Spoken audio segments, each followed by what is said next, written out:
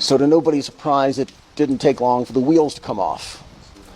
This piece is from November 2024, beating BRI at its own game, with $3 billion invested in a group of projects. 3 months later, the U.S. froze the funding that go to the Lobito expansion. The money budgeted for feasibility and engineering studies was blocked. The EU says they're still in, but the new administration is unpredictable, and nobody can say for sure what the policy is on critical minerals. China already enjoys unmatched leverage across the global south. The Biden administration approved the project, but the new administration is going a different way, but nobody really knows what that is. For now, though, the U.S. is out, and that leaves the EU with a problem.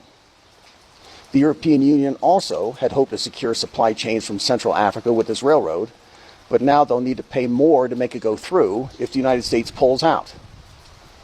And the EU's problem is that they're out of money anyway. The war in Ukraine is bleeding them dry, and several governments have already quietly said that they can't follow through with the plans for Zambia. This analyst concludes that the EU can show themselves to be good partners by withdrawing slowly instead of all at once, so that the Africans can have some time to find new sources of capital. The end result is the same, though. The U.S. is out, and the EU is probably also out. That's from February. In April, a U.S. diplomat said that the project is still on, despite Trump's aggressive cuts. The first phase is still a go, refurbishing the line through Angola to the DRC. But right there is Zambia's problem. They won't get a railroad until later. That's in phase 2. By June, African governments were demanding answers on the railroad, on the new high tariffs on Africa, and increased restrictions on visas for Africans.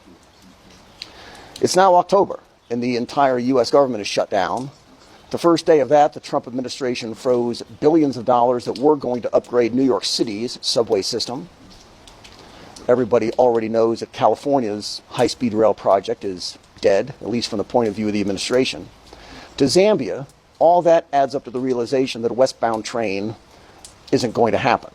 Going east is the only way. Zambia can be key in securing China's access to copper, and by doing that, Zambia's economic future is assured. Chinese mining companies are already very active in country. They just need a better railroad. Mr. Shabala was chairman of Zambia Railways, and he knows what's coming next. China will build a railroad, get the concession to run it, and the West won't be getting any copper from Zambia. Doesn't matter if the Lobito corridor happens or not. It's already too late. China has already integrated mining and logistics in Africa. So Zambia needs an upgrade and an expansion to the line that's already there, heading east, and China will build it. A $1.4 billion upgrade to the Tazara line, which again runs from Tanzania to Zambia. Besides the miners, the project will mean more export markets for farmers and merchants. This one goes deeper. It's important for China as well, and for this one company, the Civil Engineering Construction Corp.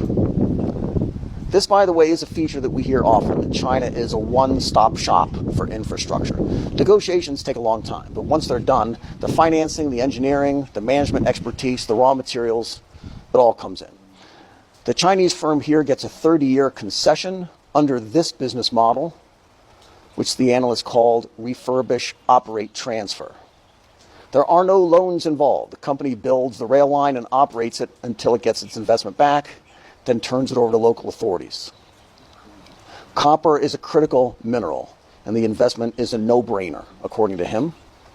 Chinese firms get control over a key transport route for copper and cobalt. Since the Chinese company is managing the railroad, it is assured markets and revenues. Lobito, if and when it ever gets finished, is like a single thread in the carpet. China is knitting the whole carpet. And since Tazara now looks like a done deal, the economics of Lobito make no sense for anybody. This is Wuling Yuan in Hunan. Be good.